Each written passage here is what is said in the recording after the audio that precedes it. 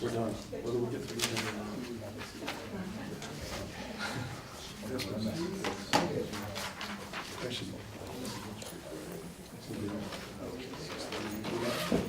Usually.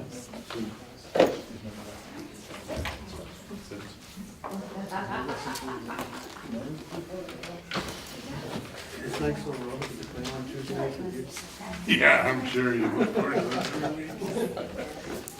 This thing's all over. Hopefully.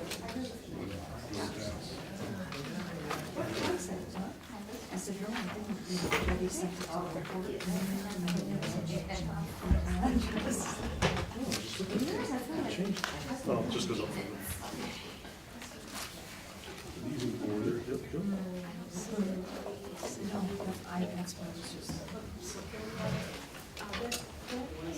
We close the room. What? Oh, thank you. Thanks, Don.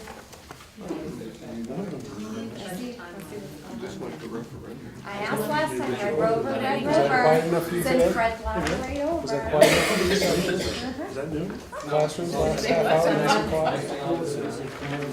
o'clock. Thank you for, does anybody need a timeline? Is it 3 o'clock when the bell rings? Very small. Usually. It's the district. We'll lead off with that song just for you.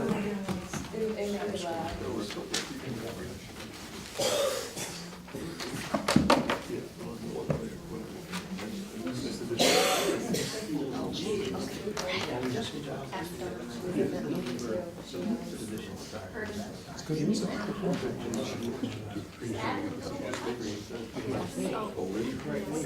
Educational atmosphere. Oh, you can't see this. So they call it, they have the town meeting starts on Tuesdays. All happens now, they have it in June. Yeah. So they'll have it on, I think it's the first Tuesday in June. Election day. And then Thursday, I think, they have it will on that. Yeah. That's right.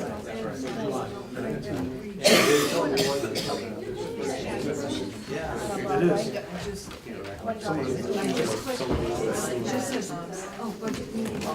I mean, we're human.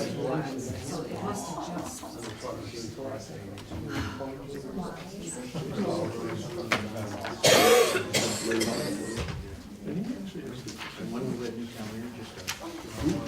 Oh, great story, yes. That's the evening, yeah.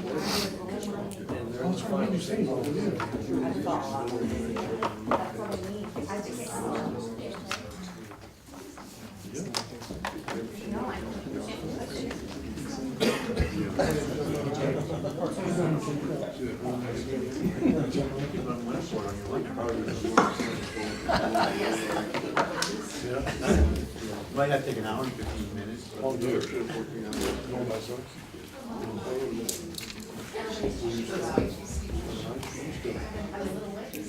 You'll stop these places. Figured I had to put into a bottle. We'll take my little private road. We get it. Yeah. So when you're there, public works walking around a little bit. Really cool.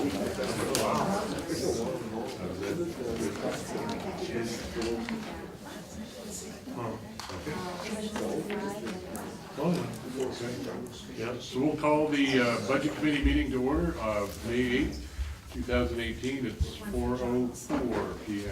We'll hand out an agenda, and we'll note that there has been a slight adjustment. There will be an addition of some information on adult ed added to the workshop. Are there any other adjustments, Regan? If we have time tonight, we can look at the first blush of the categories for Article 5, which we'll be discussing at the onset of next week's meeting before the overview. Regan and Rob, I have Heads up in the back, that we need to speak up a little bit, We need to speak up Speak even up, more? yes. Okay, please. so why don't we start with some answers to questions that came up old business at the last budget committee workshop.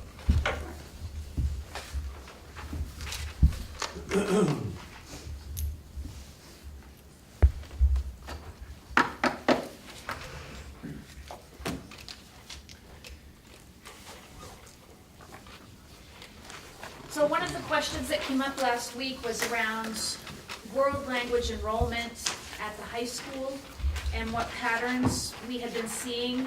And the conversation was in relationship to middle school foreign language and a potential impact. So Mr. Tracy has compiled information about the enrollments in Latin, Spanish, and French since the 13-14 school year, leading right up until our current enrollments today. And what I would like to let you know is that in 2015-16 is when we implemented full-fledged Spanish at our middle schools. So the first year that the high schools would have seen students who had been in that program would have been in 16-17, and then in 17-18 this year. And you can see that in Spanish 2, we certainly have seen an uptick this year, likely from students who, of course, have had 2 years of Spanish in middle school. And I'll turn to Mr. Tracy to add any information you'd like to about this breakdown. Well, I was going to look at some projected numbers for this year, but I don't think that's going to be as useful. I think really the key in looking at this is seeing that 17-18 number. We're looking at 61 students coming in requesting Spanish 1 and 16 requesting Spanish 2. I know conversations this year have really circulated around how are we prepping those students coming in at the Spanish 2 level. So I would say we're seeing a direct impact from the programming going on at Reedsbrook and Wagner on our programming and our numbers signed up here. I know last year we had a big uptick looking at those numbers and took a 1.5 position and moved it to a 2 positions to meet that need in the late summer. Thank you. Great. Are there any questions about that information, or? Are these the only 3 languages, these are the 3 languages that is offered in Hampden? Yes. Yes. So another question that came up last week was how many one-to-one educational technicians are assigned in RSU 22? And so Mrs. Wells got back to me that there are 39 ed techs who are considered one-to-ones. There are some of those folks who are assigned to 2 students, but they are not counted as one-to-ones because one-to-one literally is considered to be assigned to a particular person. And we have 67.6 ed techs overall. So we're close to half being assigned as one-to-ones or more.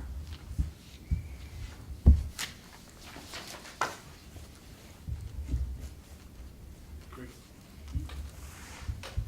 And those would all come out of Article 2, all 67. But local entitlement, 3 are paid for by federal money. Yeah. Let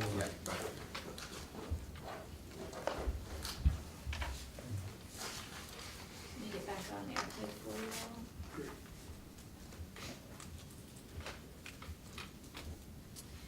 So what we can do at this point is start in with summary.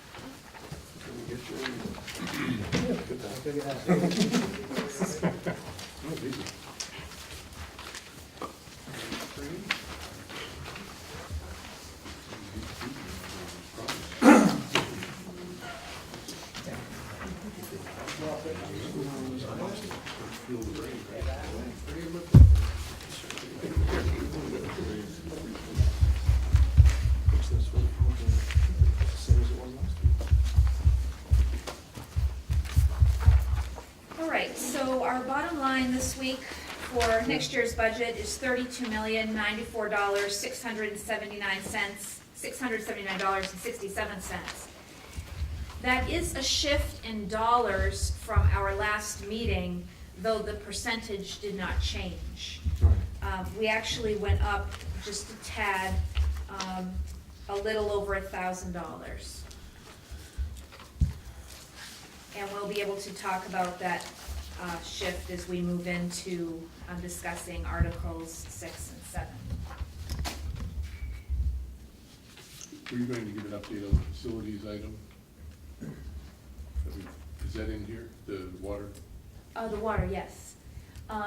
So we did receive a rate increase notification for the town of Hampden water, and we are looking at a 22.8% increase. So we have made that adjustment in the budget under Article 9. It's about $5,000? Yes.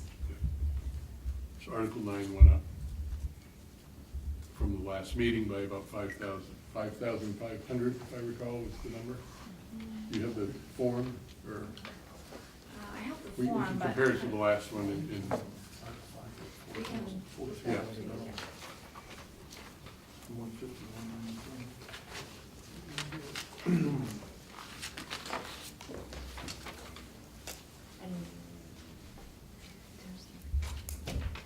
$5,192.61. So $5,192.65.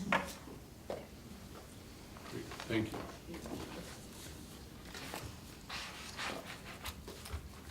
Is that a known? Are they metering our water, or are they just charging us water? We do have metered water. We do have some situations where we meter outside of sewer. We're just watering.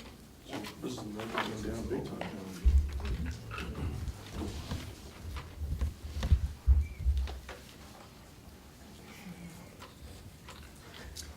Any other adjustments that occurred to other articles reviewed at prior workshops that, no, Not today.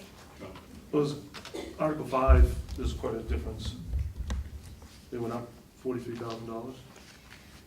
Well, that occurred because we had applied a 3% increase to salaries and benefits that we came in with last week's Articles 1 and 2 and applied it into those Gotcha. positions that are included in Article 5, And then system administration went down significantly. which we're going to talk about tonight. Okay. Yeah, thank you. So tonight we're talking about Article 6, Article 7, and perhaps. We'll potentially touch on 5. And then we also have adult ed that we want to bring forward. Article 17. 17.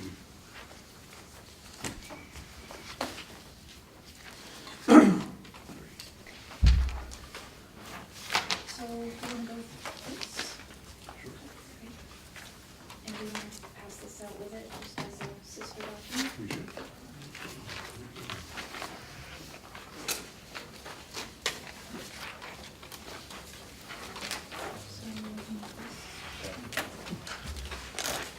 So we're passing out 2 documents today that are summaries for the budget and local costs.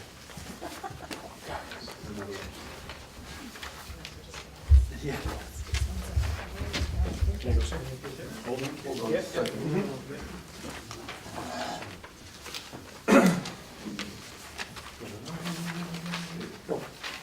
There you go. There we go.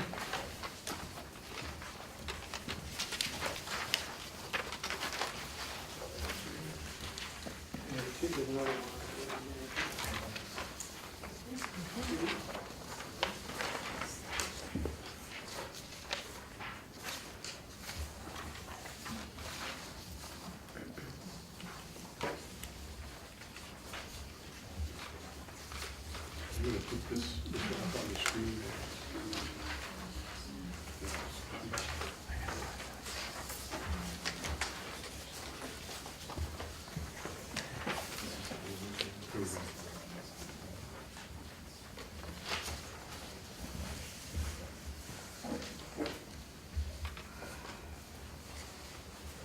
So the sheet that's up on the monitor is the one that we've been handing out at, I believe, all the previous workshop sessions. That sort of gives an overview of not only the the reflection of Article 1 through 11, so you'll see the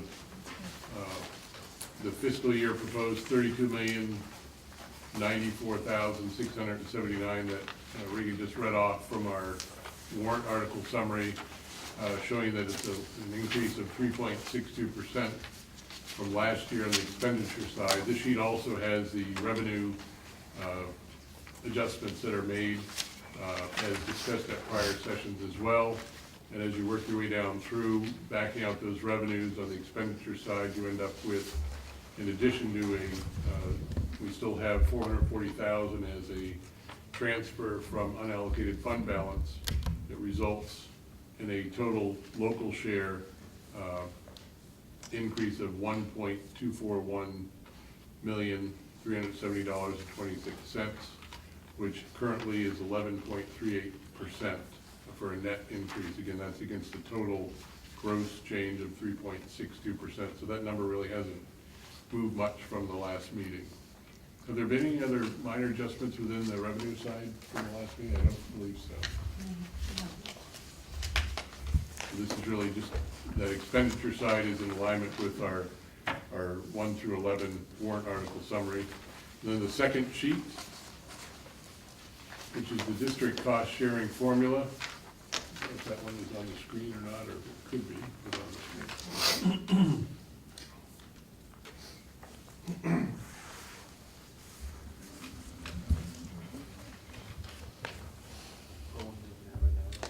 It's this sheet here. And the takeaway there is we usually skip down to the bottom. It shows how that promulgates into the town assessment, table 6. And this will all these documents, as we pull them together, will be assembled into the final budget summary that we'll start putting together before the meeting of the 15th for the recommendation for the committees.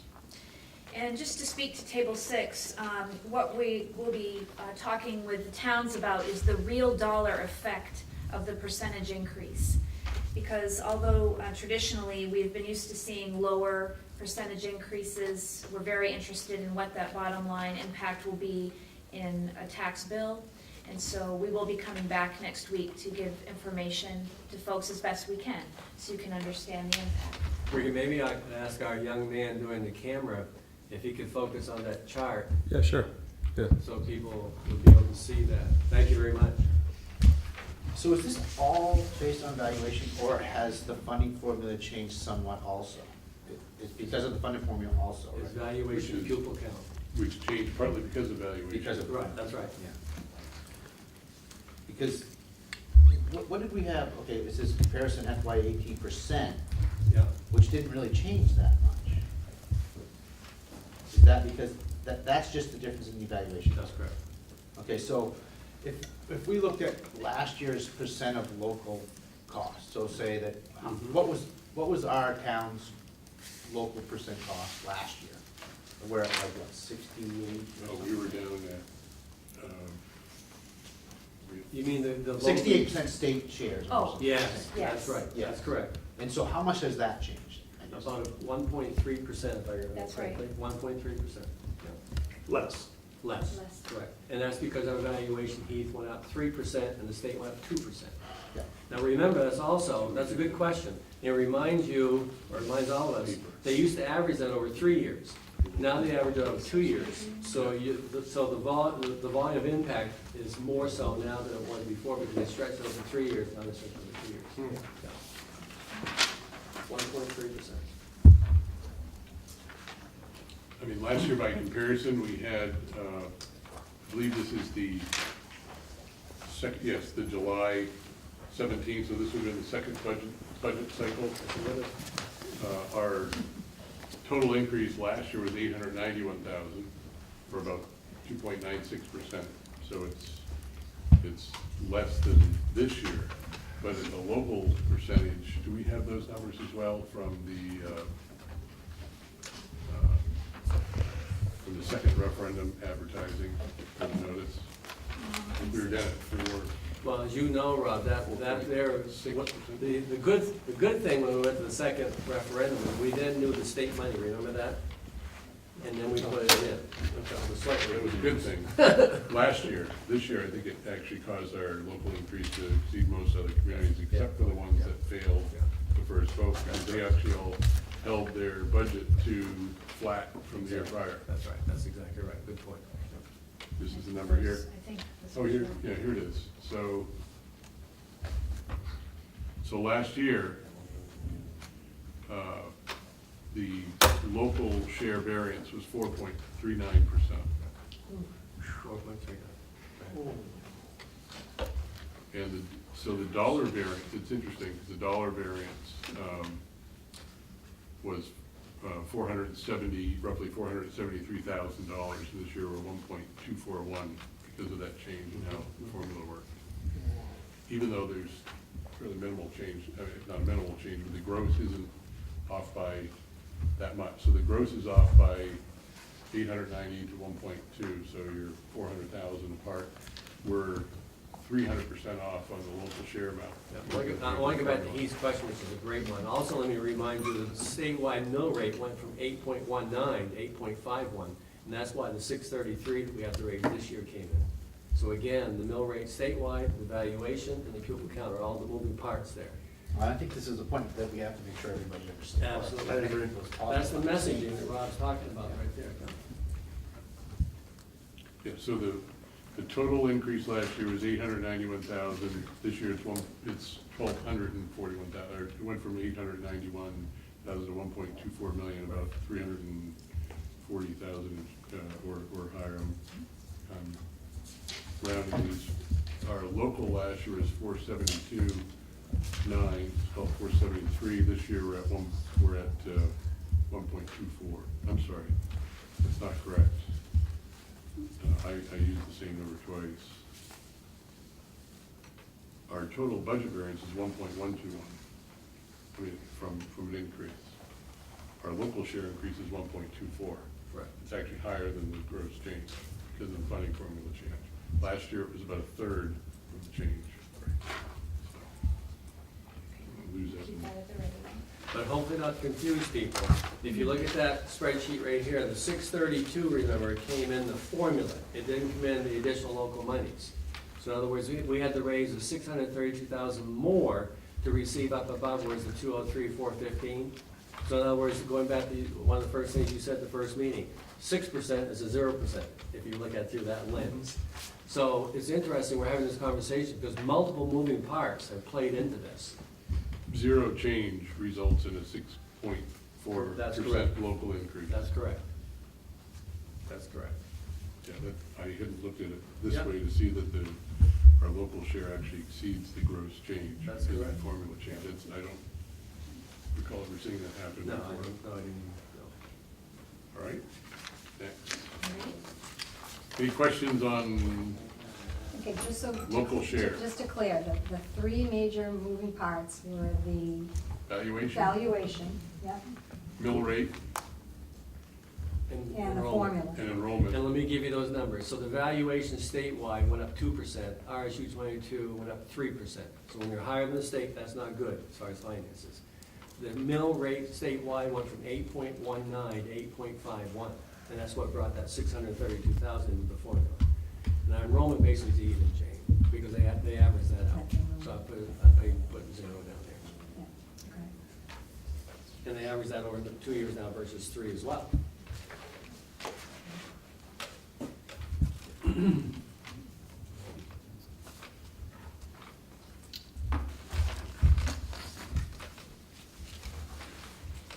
Which we've caught up with Frankfurt now because of that. Yes, we have.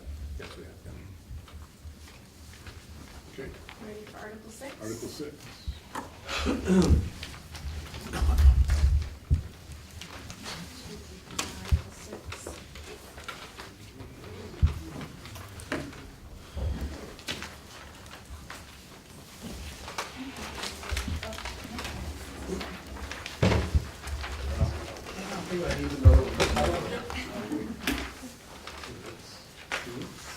The gross increase, I've never seen it. Slow. There's usually Get more efficient.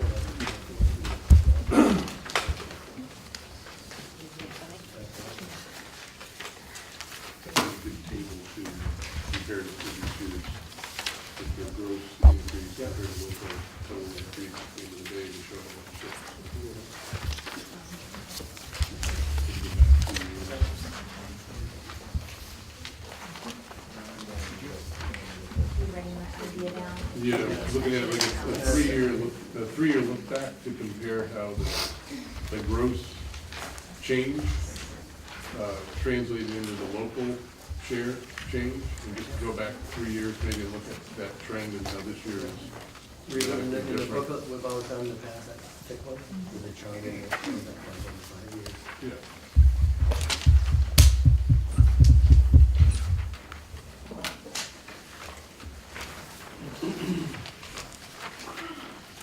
Okay, Lee? So Article 6 is system administration, and that is district leadership and the associated costs.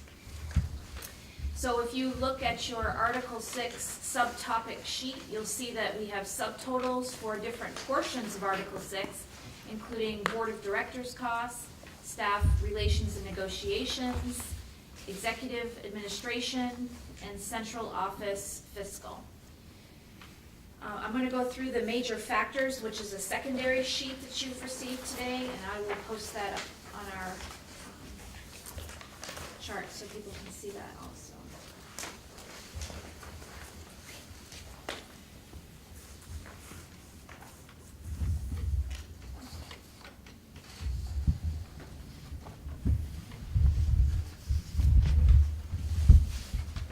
So for FY19, we are proposing a budget that has a reduction from last year's proposal. It is a variance of reducing $13,330.32. The reason for the reduction includes a reduction in board stipends, because we have gone to one meeting a month, so that would be a direct savings for stipend costs. Not much, that's some. That's right. We also have reduced contracted services for the board. In the past, back FY16, we had hired a person for public relations, marketing, and so forth, helped with some of the website development, and of course that position concluded, and therefore the costs in contracted services went down substantially. But we've looked this year and would recommend reducing it further to $2,700. We also have our contract price for the audit coming in next year at a reduced cost of $22,800. And we also are proposing a reduction in legal services for staff negotiations, because we certainly went into this year a negotiations year with $30,000 in that account. We have not accessed that thus far in negotiations, and so we would recommend a reduction of $15,000 in that line. There is a reduction in salaries for superintendent and assistant superintendent. That in part is due to the fact that last year we had assistant superintendent overlap. There was also a reduction in the benefits. We have an increase in a few areas for professional development and training, and that is primarily a function of two things. Having 3 new people in the central office, because both myself and Trish are new, and we will be hiring a new payroll manager. And then also we are moving to some online services that we will need to have training for the central office staff related to online purchases, streamlining some different aspects of how we manage paper, meaning timesheets, things like that. So we need to have the training portion there. We have had increase in salaries in the business office and increase in benefits in the business office, primarily as a function of expected raises that are in the contracts, and also simply expected because of changes in benefits that some folks have requested.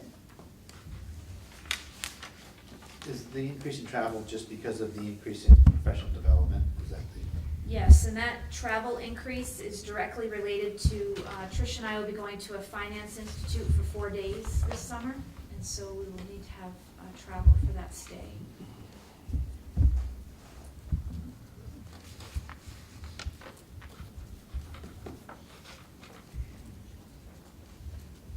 questions or comments? All right, hearing none. I did have One comment. Yes. Had we increased the audit service contract last year? Is that why that was so high? Uh, Did we increase it anticipating some? Two cycles ago, I think we were up at 30,000. If I remember right, that audit's never You have been. the trail on that? So, FY '16, we had 23,400. FY '17, we actually spent 23,640. And then last year, we did expect that there could be some additional needs around the audit, so we had it at 39,000. Okay, yeah. Now, I will say, this year-to-date, we've spent $23,280. We also have not yet received the bill for the DZ audit that we had conducted, so we will be up higher than that 22.8 we're proposing for next year. So, business office staff are under contract? Well, they don't have you mean the clerical staff, you mean, John? Correct, is that what that is in terms of the increase in salaries?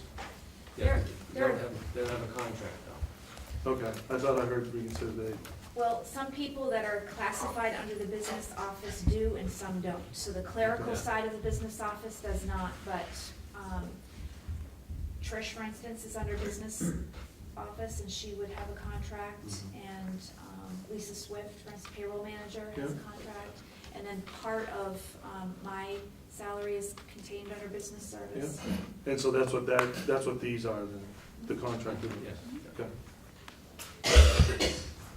Now, where would we be showing the half-time position that's gonna be, or the full-time position is gonna be cut to half? So that's actually included in that increase in salaries business office. We did reduce it to the half-time. We just moved the category that it was labeled under, because we had part of that spread out into schools, because that is an accounts payable position, and it accesses the accounts for each school, but we've collapsed it under business services, so it's represented there in the half that we will be paying for, and the other half has been cut. So it was in system administration, now it's in central office, or I would say, it was in school administration, now it's in central office. A quarter of it was in the business office in the current year, and a quarter of it was spread throughout the district. So now it will all be in the business office. It's a function of.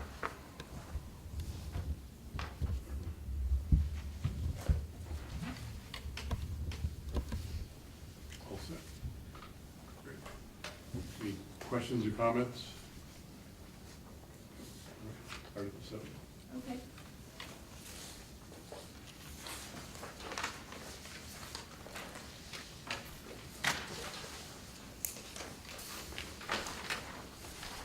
You know the drill now. Yeah.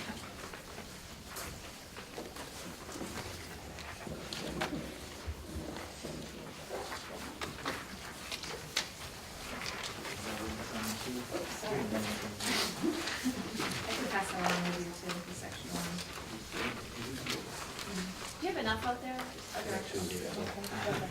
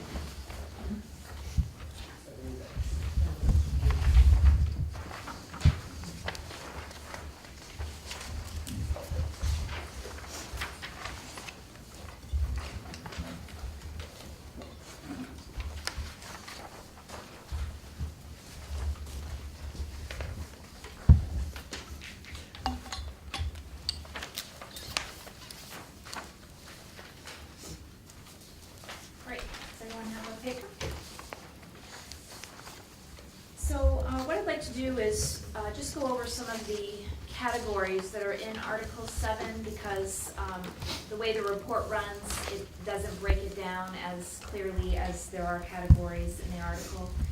So Article 7 overall is around school leadership, so that's the office of the principal, and then the associated costs for those who work in the office as well, and items that the offices use. So we have all of the principal salaries and benefits. We also have professional development for administrators. We have software and support for principals' offices and admin of the school. We have the associated costs of telephone, postage, travel, office supplies, equipment that would be utilized in the offices. We have tech-related supplies, dues and fees, just to give you a flavor of what's included. But as you can see on the major factors sheet for Article 7, the primary increase is due to salaries and benefits for principals and also for clerical staff and administrative assistants who work in the offices. One thing I would speak to around principals is that we've had 3 new principals come on board, and so with that, we have certain adjustments between salaries and benefits. And so some folks take full benefit packages, some folks take lieu of health, and so these numbers and the major factors reflect that. And then we have had some adjustments for assistant benefit packages that we're reflecting going into next year. Did you dig into the phone change? That was one of Yes. the items that falls into this category. Telephone falls into this category. For the whole school? For each school has its own allocation. So this year, Wagner Middle School had a phone system replacement, and the cost of that replacement was about $13,064.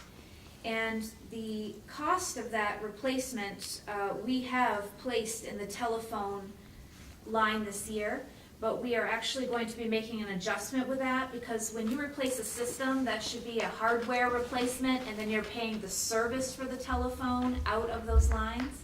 So we have McGraw and Weatherby that will also be enjoying some upgrades to their phone systems.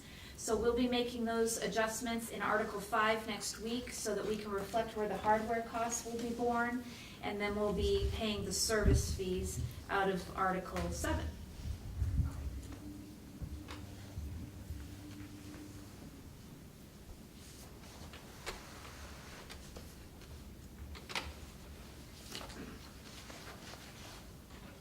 So when we go into a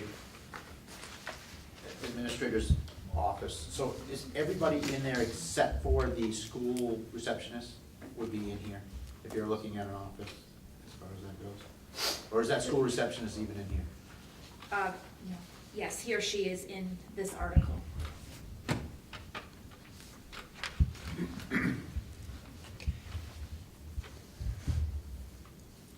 The personnel that are literally in this article, each principal, an assistant principal, the clerical staff, and the school secretary or administrative assistant who serves in the office.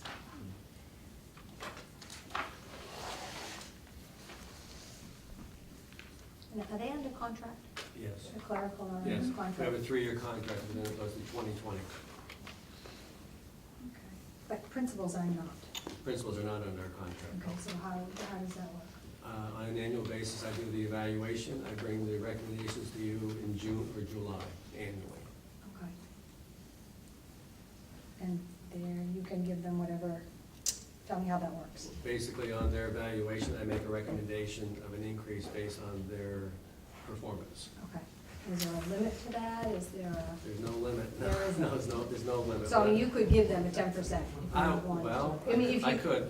theoretically you could. I could. Or you could give them But it would have to include the board. 0.5. That's right. Or you could give them a 0.5. So I that's. could, yes. Okay. So basically, because the administrators are not a collective bargaining contract, Right. we look at their performance individually. I bring their compensation adjustment and length of contract to the board on an annual basis. Okay. The support staff include your custodians, your cooks, Yeah. educational technicians, and so on. That's the 3-year contract, and currently we're negotiating teacher contracts. Right. But principals are under contract though. Principals are under contract. A principal can have a 3-year contract by law, up to 3 years. So what it looks like is I come to the board in the June and July, here's your slate of administrators, we'll say there's 15 or 16. Here's this year's salary, here's my recommendation, and here's the length of the contract.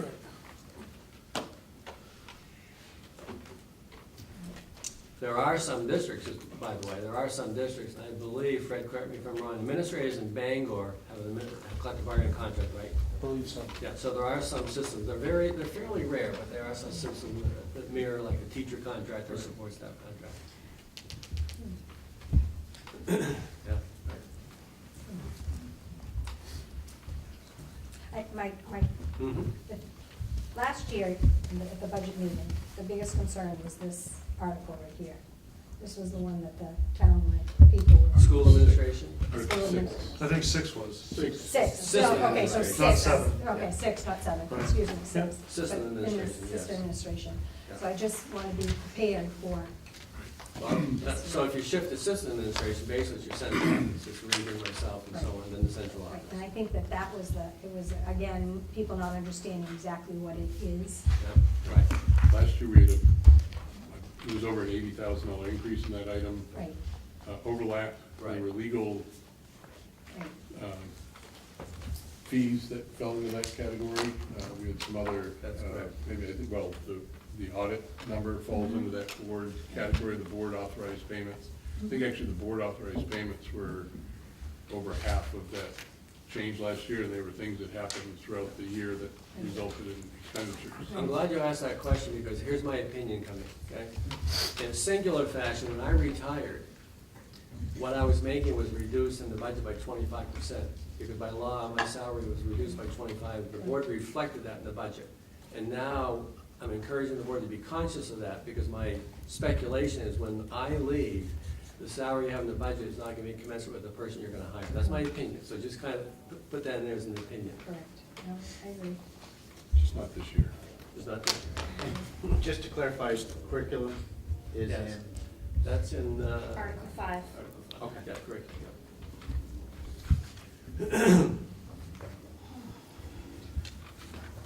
Any other comments or questions in Article 7?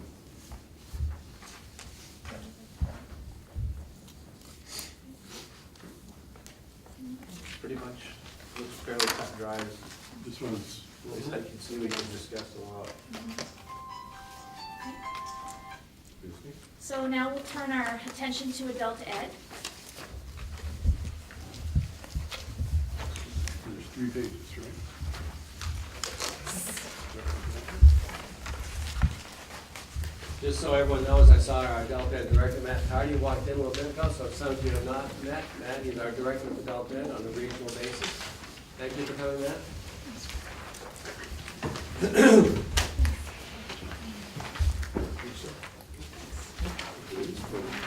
Yeah.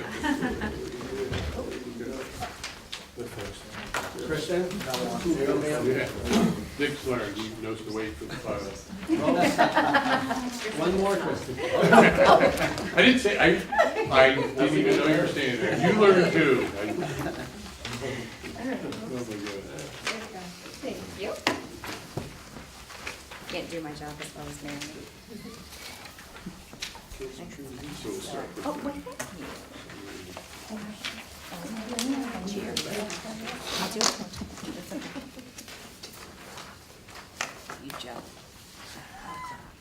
Can you please share?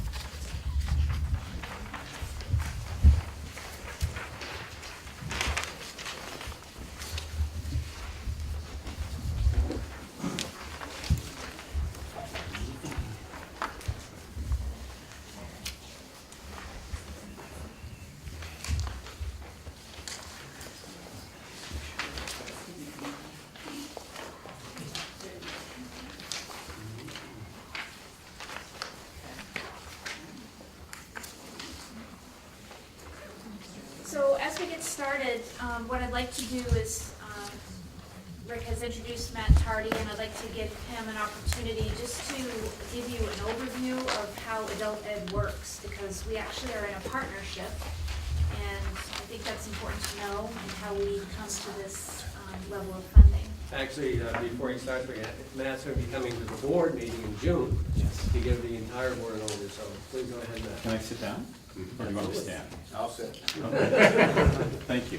Be able to come out of the bright blinding sun, it'll be easier for the chairs. Where do you want me to, am I okay here? Yes. Okay. So just a quick overview. I know there's RSU 22 adult education is part of a collaborative effort. We've been doing this now for, God, nearly 12 years, I think, Rick. You and I are the last two standing. Are we? Yes. EMO was part of that, Orono as well. And about 12 years ago, Orono and Hampden agreed to work together in adult education to share things, share essentially a director and other things. Old Town came on board about 5 years ago, and I'm their adult ed director as well. And essentially, we have now an adult ed program that services about 14 towns. I have agreements with other towns that are single school systems like Milford, Greenbush, Indian Island, that don't have high schools, but they work with us. We have an agreement. I have a new agreement coming up, exciting agreement coming up with Herman. They finally agreed to work with us. I'm meeting with them tomorrow to talk about it more. So basically what happens is Orono 12 years ago agreed to be the fiscal agent for this partnership. And essentially what happens is RSU 22 takes whatever it's going to devote to adult education, and each of the partners has its own adult ed budget. They determine individually what they want to spend for adult education in what areas and so on.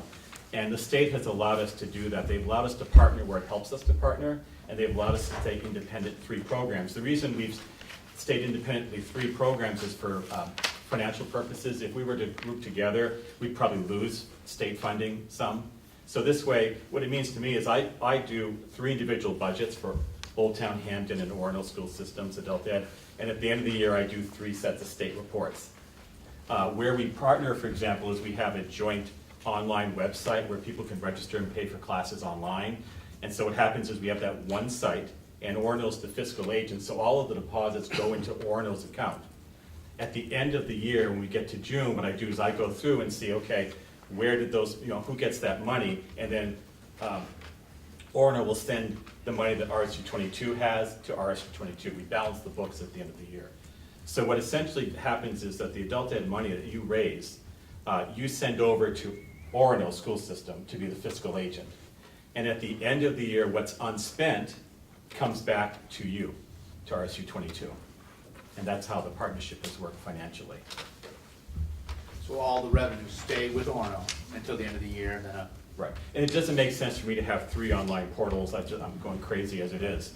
1 online portal, and when I get a weekly summary from the course registrations, for example, we've made about $12,500 so far. I know who hosted that class. It's either Hampden, Orono, Old Town. And so I separate that out and we send over who gets what. So Winterport, Frankfort, and Newburgh can't register through that portal? Is that- Oh, yeah. Oh, Oh, yeah. I'm reading this wrong. Cannot get accurate count of Winterport. Well, I haven't broken it. So what happens is, in the last 5 years, I've thought in terms of a collaborative effort. Yeah. I haven't broken down how many from Indian Island, how many from Newburgh, how many from, I see. a rough breakdown for school systems is roughly, we average between 1,800 and 2,200 people who come through the door in a year. Last year, we were at 2,200, and that's for all sorts of things, right? On an average of 2,000 people a year, it's kind of like about 800 RSU 22, 800 Orono, and about 400 Old Town. And the difference being Old Town's more focused on the academic, and you don't have those numbers. The enrichment courses bring in more numbers, Sure. and that's why they're a little bit lower. So that's it. I mean, that's the way I've broken it down roughly. Yep. Anyone can take, from any of the towns, can take the courses in any of the. Exactly, that's why it's hard. If someone said, well, how many people do you have from Hampden? Well, it's hard because, for example, last night we had a one-night women's self-defense class in Orono. Some people from Hampden were there. Now, do I count those as Hampden people, or do I count them as Orono people? Generally, I follow the money. Those that count as Orono, because that's where the money went for that. But what we've encouraged is going back and forth. I think of this as a real collaborative. We're 14 towns. You throw in Herman, there's Herman, Levant, there's, we're up to 17 plus towns now, with 3 anchor sites. So anybody from Hampden or Winterport or Frankfort can take a class wherever. They all have access to the same courses. So this grand total here, again, is that after revenues? So do we have revenues to take away from 72? Or are the revenues, or are the 7,200 plus revenues? We won't be getting revenues, we might be getting some money back. You might be getting somebody money. Well, like, back. yeah, but a lot of these courses are, people are paying to go to them. So so what is the real figure, what is the real cost to our district, I guess? Your real cost is what the local assessment is. That's your cost. So the 72 72 is the real, Not really. The real cost is the 38 that the local assessment raises. The other money comes from a state subsidy, grants, 38 money, registration money. So the only real cost to RSU 22 is only 38,000. The rest I raise. Yeah. But on the warrant article, we're On the reflecting warrant, the whole amount. yes, you are approving all of that, but your real cost is 38. And the one thing to consider about in adult education, on the warrants, the way they're written is so much of what we do is made up at the door, and you have to project a year ahead, estimate what are we gonna make at the door. And some years you have up and down years. And so what happens is, the warrant allows us, if we make more money than we anticipated in that year, to spend it in that year. In adult ed, they recognize that, if you have more revenue coming in, because you have more classes running this year, you've got to spend more as well to pay those instructors and so on. So we're able to, whatever it says there, 72, if we take in next year 84, we can spend that 12 extra in adult ed, because we'll have to. right. So your real cost is 38, you're going to approve as a town 72 as a budget, a working budget. So I don't know how to explain it. So I guess what I'm thinking is, so you may expect $100,000 coming in, but this is only gonna cost us 72. If you had $30,000 above and beyond this coming in. So if we took in $100,000 next year, I'd be very happy. If we took in $100,000, yeah, there's more revenue than we anticipated. But also with that 100,000, that extra revenue, let's say 38,000, you're gonna have more expenses, because that means more classes ran, more teachers get paid to teach those classes. I'm still not there. So you may net a positive, but it won't be. Yeah, we're changing to the net number. Does Yeah. any of the show up as local earned revenue on this line? Because item, on the almost everybody's non-warrant paying some side? sort of a fee, right? It's, To attend those classes? To attend Yeah. those. Some, I mean, some are free. Right. You don't charge everything. Right. So your cost is $38,000, RSU 22. And then what happens is I estimate what the Where's state, that figure? I think the Delta is state, not part of the budget though, see, that's the issue here also.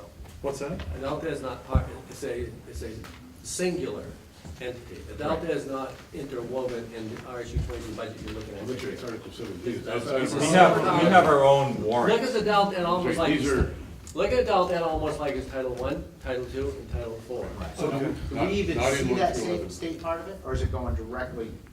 No, it's earmarked for adult education, so we have, So we're still afloat. Yes, Yeah. that's right, that's right.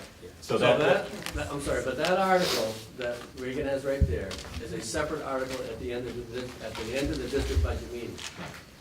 And by the way, is not asked on the June 12th referendum validation vote. They don't vote on the adult ed, we vote just on the RSU 22 budget. That's a standalone right there you there. go. So last year it said, for instance, and I'll read it aloud, Article 17, to see if Regional School Unit 22 will appropriate $68,000 for adult education and raise $33,000 as a local share. Right. So Separate budget. it's a separate It's item. not commingled with this. No. But, so it was voted on separately then, right? Yes, it is. It's the last, Second to the last, actually, no, 20 was the last one, last year, because we had the subsidy disposition as Article 20. And so I do the same thing in Old Town, I do the same thing. So in look at it Warren. this way, just to repeat. You Yeah. go through the RSU 22 budget, and you kind of close it, and then you go, okay, now we're gonna vote on the adult ed budget. This is a separate entity. Yeah, and again, your true cost for that is the 38. That's the correct. local share. That's correct. Everything else is, everything else that I get to use comes from the state, or from money at the door for registrations, or from grants. that I may apply for and get, yeah, but your cost is 38.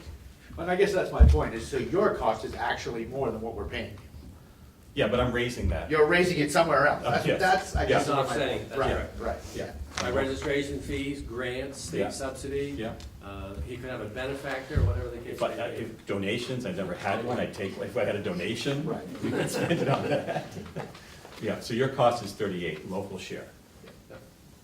That's just deceiving. It's deceiving because you think it's a lot more than what. I mean, it's a- Right, that's tricky when you read it. It You is, think you're when you raising look at that. 72, but you're not really.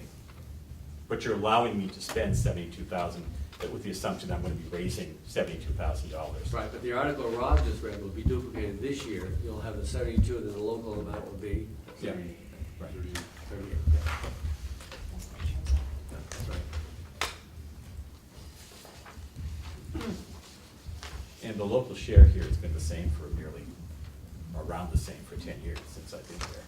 I don't know many of the programs that have stayed the same budget, well, it's 10 years in a row. So what typically is the impetus for a town to decide to pay more for local share? What happens to cause that? Well, I usually ask for it if I need it, you know, I mean, sometimes as your programs grow, sometimes you have more need for office people, for, you know, personnel like that. But generally, what we spend in adult ed is for people. If you look at the budget, there's very little for materials. It's just basically office people, teachers, it's people. So let me put you on the spot a little bit. Remember 12 years ago when we started this Yeah. collaboration? You're gonna share with us in June, how many courses did we offer in 2004 versus now the opportunity parents have in 2018?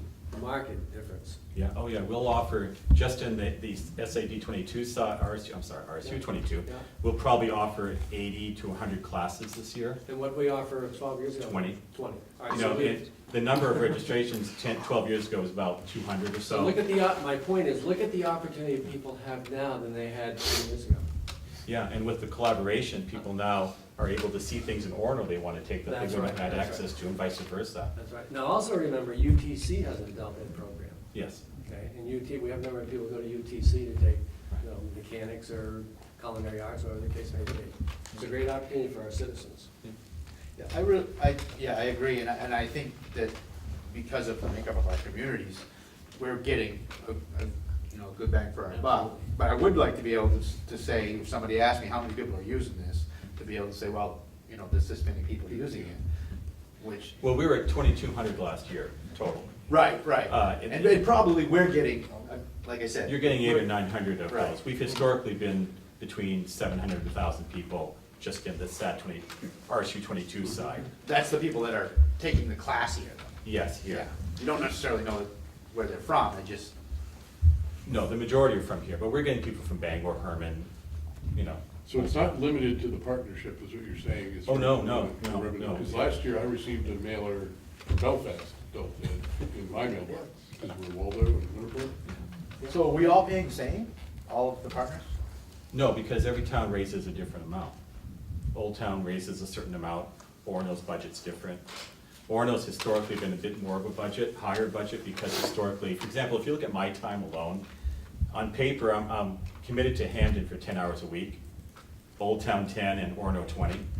So therefore, you gotta figure the Orono budget's gonna be a little higher, but that's historical. Yeah. They've spent more on it. But again, when you have, one of the advantages of partnering is you've got one adult ed director full-time who understands the adult ed world and can devote his full time to adult ed. Prior to this, you had someone doing tech/adult ed, That's correct. and Old Town had the same all part-time people trying to run adult education. This way, it's one full-time person. Yeah, that's right. 15 years ago, Mr. Savage would also be the director of adult ed. That's what it looked like here 15 years ago. Yeah. Bruce Sawyer, some of you people have been around a long time. Bruce Sawyer was our adult ed director before me. Yeah. And now, since then, we've moved actually physically into this building. We're located now in Hampden Academy. It's our second year here, which I think is exciting for us. Yeah. So Heath, for your first question, and if I read this back again, it indicates that we appropriate 68,000 with a local share of 33. And if you raise more or less than that, the difference would come back to where? And why wouldn't that affect what we do the following year? Well, it Not comes carry back forward? in forms like a certain carryover, that every program kind of has it as a carryover, we get carried forward. And again, because of us, one of the things we need that for is our numbers fluctuate from year to year in terms of the number of people we get at the door. So it gives us a little bit of flexibility. And we run year-round programs too, so I have things in July that are crossing over fiscal years. We don't just shut down in June. I mean, I have stuff that's carrying on, his CNA class that's gonna go through till August, but I have to pay things off.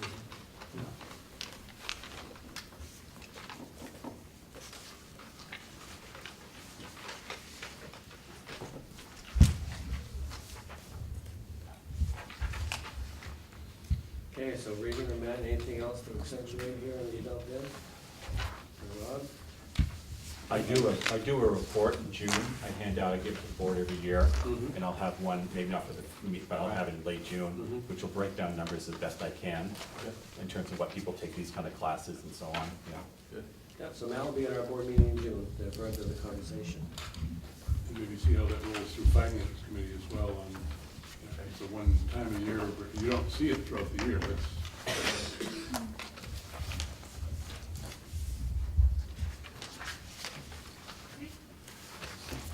Thank you. Thank you. Thank you. Thank you.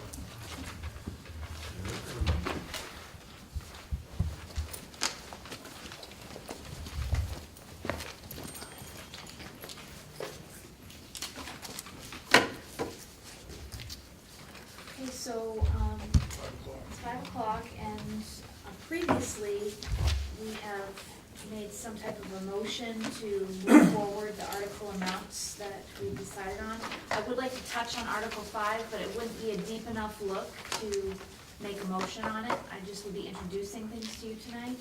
So I don't know if you have an interest in So we could discussing make, that. we could make a motion on Article 6 and 7, which are part of the 1 through 11 warrant, so we have to break out that need full board approval. And then that'll give us, we don't have to worry about forgetting it before the end of the session. So we would be looking for a motion that would approve in Article 6, FY19 budget of $841,518.57, which is a $13,300.32 reduction. And in Article 7, school administration budget of $1,436,933.57, which is a $58,079.12 increase. I'll make that motion. And that's for the full board approval at the meeting of We can accept Rob's words. I'm not Sure. gonna do that again. the, ready, yeah. Looking for a second? I'll second. Okay. All in favor of moving that forward to full board approval? Passes. Okay, moving on to Article 5.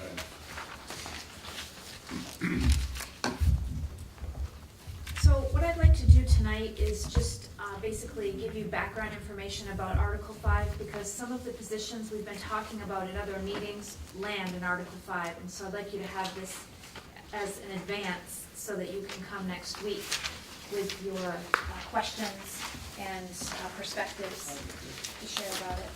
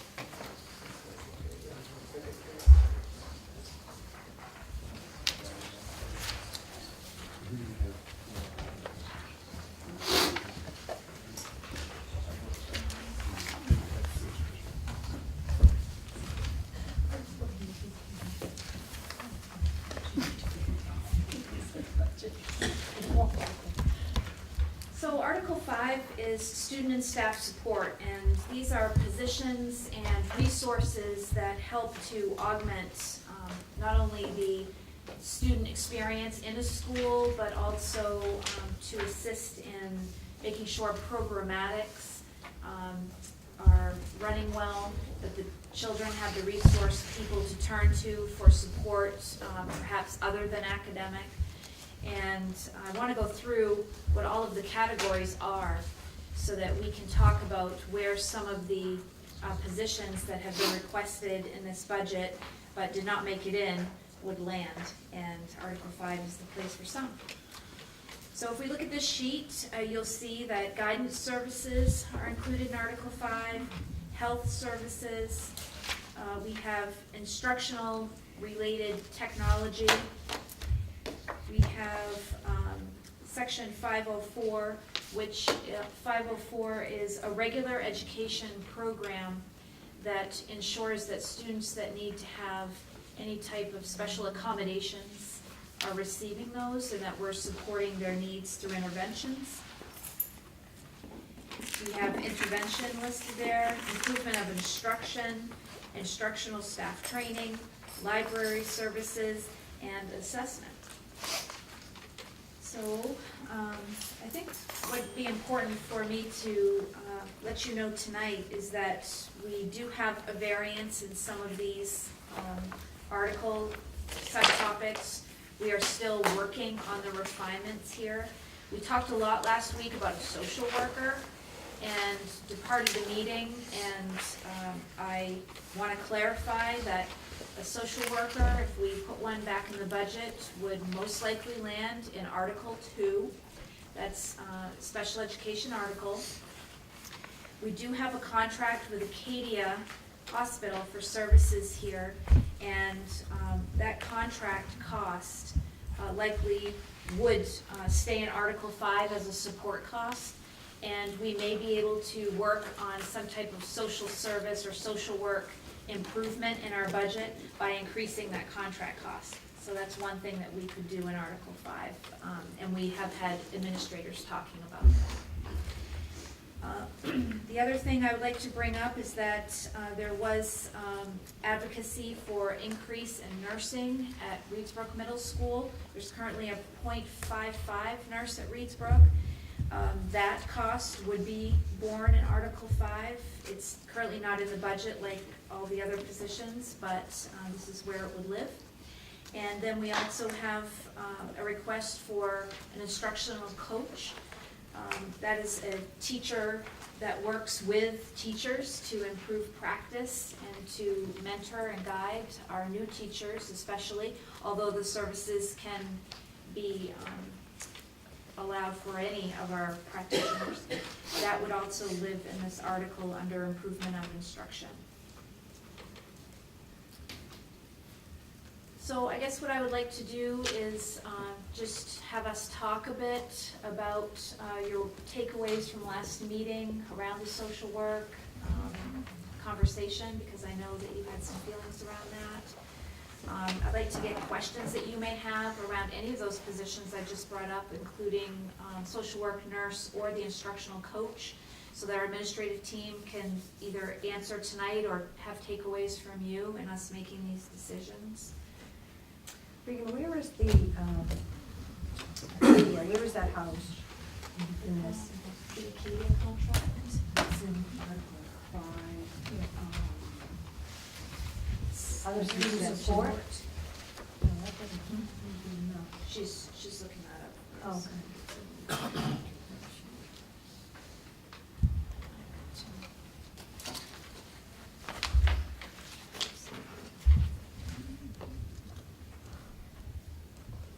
While she is looking that up, other questions? So I'll start, we had the NEAS report handed out at the last board meeting. I know in Winterport schools, there were several items that were identified, one of which I believe could fall into Article 5. Is that the case? For social work. So So let's have Don Moore, principal at Smith School, and Richard Cross from Wagner speak about the support services they have in that area. Just so you know. You want to go ahead first, Don? Sure. Yeah. So right now, we do have some Acadia services available. I think she's twice a week. And then we also have Pathways, which is a counseling service available. That this year it's been a little tricky because they haven't been able to hire to fill the position, but we did just get someone, Pathways got someone hired that will be beginning next week, so that should fulfill a big need for our district. So that's what we have right now in Winterport. Is that two, excuse me, is that 2 full days from Acadia? Yes, it's a little, it depends on how many clients she has. It kind of goes in and out because it's a family service as well. So she's there on and off between 2 days at Smith. I don't know what she's there at Wagner. Okay, so that's not, it's not something that you refer to, is it something, it's the kiddos that you refer to this service? Yes, How does the referral? Sure. I guess how does it? Yep, so both Pathways and Acadia are referred through the school. They are? Yeah, and Kim Raymond does most of the referrals. Okay. Yep. And we're the exact same situation for us. The referrals happen through the school. There's clear criteria for referral. And in addition, and I think, Don, you also have access to special education social worker, is that right? On a limited basis? If it's in the IEP. If it's in the IEP, as do we, so that's another, but it's limited, and it's, it's designated for select students with clear criteria. The challenge that we face is that with mental health needs seem to be on the rise the last number of years, and occasionally we have a student who doesn't meet the criteria, or they're in a kind of an immediate crisis on a given time, and we have to meet their need, and so that's the challenge that we face presently in that regard. And you've got, how many guidance counselors? What do you have one guidance? One at each school. Each full-time? So there's another resource that we're going to be looking toward. We have the regionalization application that was submitted by RSU 22 along with several other districts. And a component of that application was social work service, and have that be contracted and shared.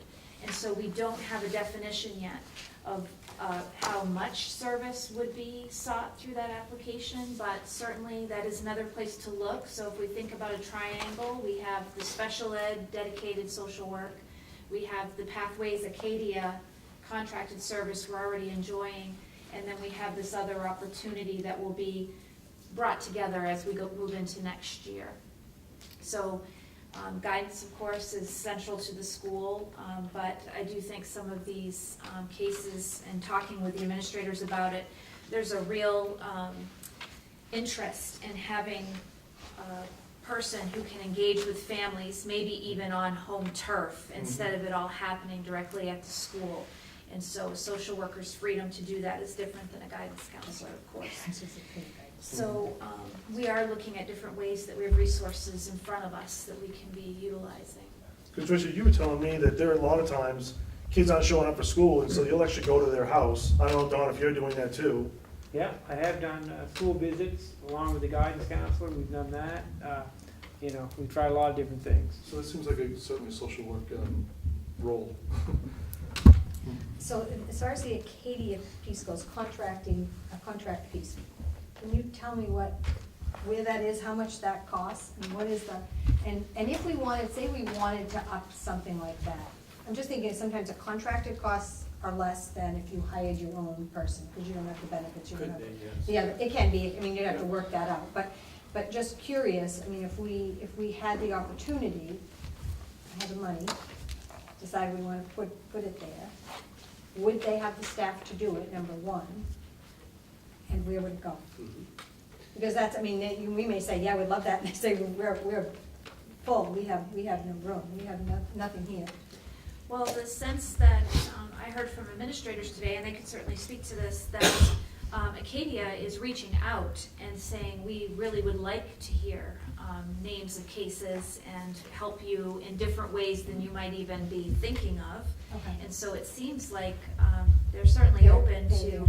increase in services. You wanna say Yeah, we've something? had the opportunity this year, so we have 2 social workers at the high school, more of a special ed designated, and then our partner with Acadia. And it was within the first couple weeks of school, we had someone named Jenny Weberly came in as another Acadia social worker, but also a specialist in family and case management services. So, we talked about the first couple students she would meet with, and of course there's requirements that the student has to meet to be able to do that. But as she talked to us, it became very apparent that we could just fill her time and really support more students. So coming out of heart meetings, coming out of discussions with teachers, we start to refer students to her. And she, at this point now, at no extra cost to us, is here all day on a Friday and does a group after school for us on a Friday. So it really has been something we've tried to utilize as much as possible.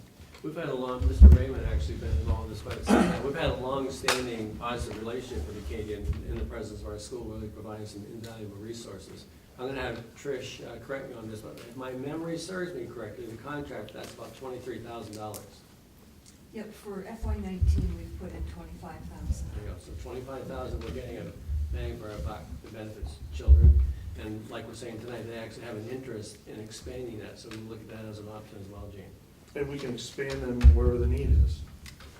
What we would do is we'd define the need, we'd meet with them and then see where's the point of intersection, our need, their services, and merge the two together. Now remember, obviously, Amanda on our board is very involved in Acadia Hospital now as well. So we have a natural linkage there as well. Right. And so this 23,000 is a contract, and that is Yes. for how many people? Do we know? Well, how many, actually, it's Is various it by people. hours? Is it by hours? How many hours that you? Ours is there 5 days a week, all year long. Yeah. And you have, is there anybody at McGraw or Weatherby? Weatherby is just beginning to see the Acadia counselor. They've just connected with us, and so on Fridays, we'll have some time in the afternoon. That's new for us, and we're looking to explore that opportunity. We do have a pathways clinician that comes in and supports students, but not every day. Okay. The same thing with us. We're just starting with Acadia. And we have 2 students, I think, right now that are being seen by pathways. And that's all of that is for, we're projecting 25,000 next year? I would say this, I'd say this publicly, Acadia, That is which is a phenomenal. subsidiary of Eastern Maine Healthcare System, they have treated us very well, because remember, let me take you back, when we had the school-based health center here, Acadia Hospital's Eastern Maine Healthcare System subsidized that the first year at a loss of close to $80,000. So Jane, you're right, so we pay about $25,000 for the services that we're talking about right now. That can't be right, like Bill just said, he has somebody there 5 days a week. Okay, my next question is, some of this subsidized by Medicare? Is Well, it- that goes back to your question you asked me a few minutes Is it ago. a They Medicare, probably- so there are certain kids that can These are be the under screening Medicare, and Yeah. they can only see That them, makes sense. there's that whole Medicare thing? There is a main Probably. care, there's a main care component. Main care component, There you yeah, go. that, and that makes, that. They have So some- that figure seems quite low. Yeah, These it had are- to be. They have revenue streams Stranded elsewhere. costs. Yes, they do. But I will say, it'll be really important for us to continue this and really learn, just as Bill was speaking about, all of the different aspects that they can fulfill, because we just need to practice with them at what they can come up with to address our needs and where we see that intersection. There is a challenge sometimes when you have students who need service and they aren't qualified to Yes. receive it. Yes. But I think Acadia has been very generous in how they've been approaching Well, it, that's- and they're able to reach out. That's what I was just gonna touch on, because Bill said something about meet the criteria, and with having our own social worker kind of get us over those, they wouldn't have to jump over those hurdles, they just might see a student walk by and say, I just wanna go talk to them. Right. Oh, yeah. That might be So enough. that's where we need to have some clarity though, because we talk about social work and seeing that need, but that's why we also have guidance counselors. So we want to be sure that we're utilizing all of the services our guidance counselors are trained to be offering as well, and But not. aren't But aren't they spread thin as well, though? The guidance counselors? Well, I think any position in education Fair. is finding it to be tough, and where we run on a lean budget, so yes. But I also think this, we need to think about redefining positions as we move on. We were talking today at Hampden Council about the rise of mental health needs. So how do you reassign duties and think about things people used to do that we no longer need to prioritize so they have time to address things that we need? I would argue that every industry is strengthened right now, with an unemployment rate down Mhm. 4%, I know. Right, and I Even think if to people- explore what crazy. Acadia can offer, like you said, where can they Mhm. help to fit Mhm. what we need?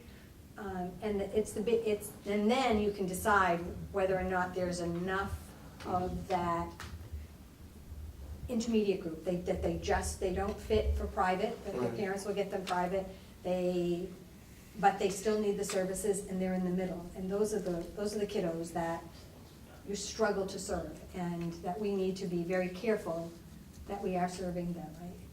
Having had numerous of those over the years I taught. So this is a great perspective for us to have, so we can go back and discuss. Do we want to bring back to you next week that we do need what Heath is saying, maybe not a full position, but a partial position to meet that need, and have the flexibility within it? Where do we see that guidance can intersect, and where do we find guidance is thin? So I think these are all healthy ideas for us. And the goal is, are they more clinical or referral to make the Acadia folks' time even more valuable? So it sort of speeds up the process by which we connect them to those services. And the Acadia Or folks is every night guidance already doing that? spend a lot of time doing paperwork. I mean, they have to, I mean, and anybody would, I suppose, but they're doing some paperwork for financial reasons too. Well, Lynn, actually, over the last 2 or 3 years in your services, we've looked at employing people, but also contracted services. So for example, Cardiff now provides the physical therapy. Dr. Rogers, Dr. Khan, people like that, if we need more services, we then reach out to other contractors to provide those services, because you're exactly right, Rob, it's hard to find those specialized people today. It's very hard to find. Oh, absolutely. Now, is that in here too, all the ones you were just talking about, the PT, the OT, or the contracted services, or was that in the Article 2? Article 2. I'm trying to get this out. I'm trying to get there. So, just a clarifying question, just a little more, you said pathways, is it go out for them to fill a position that served us, or supplemental? I'm sorry, can you say that again? The pathways, I thought you said it took them a while to fill the position.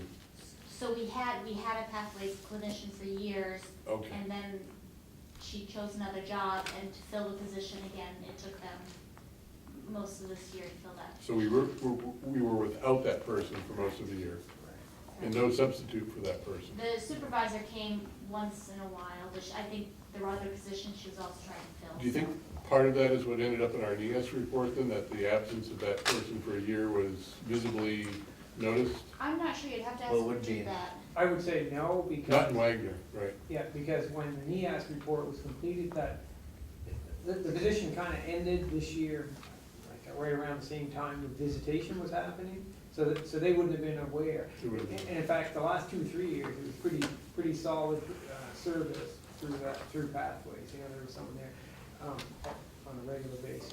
So I would say that would not have impacted the opinion of the NEAS visitation. You know, we also talked about volatility of population, ebb and flow, and whether it's enrollment-based or just, and how has that affected since that report came out, projections for next year, and how does that make you feel going to this year, based on what you know now, How does that make me feel like about mental health? for the mental health side Yeah. on I think what I'm seeing is the mental health needs are increasing over the last couple of years. And I see that trend based on our current demographics. We're going to be faced with those challenges next year for certain. You said that would be an Article 2, probably. But we are gonna Well, look into what we'll do it Acadia, more. we're gonna have that conversation with Acadia to see where they can kind of mesh with us a little. Yes, we had some great discussions today at Admin Council. We're going to be talking to Acadia about maximization of their program. Then we're also going to have the conversation with the regionalization application about what Right. level of social work we could be receiving from that. And then we'll also talk about what do we feel we would need, if any, of a position that would be hired by the district. So we'll come back to you next week. Yeah. Anyone else who has a comment or perspective, or would like to share something that's important to this conversation?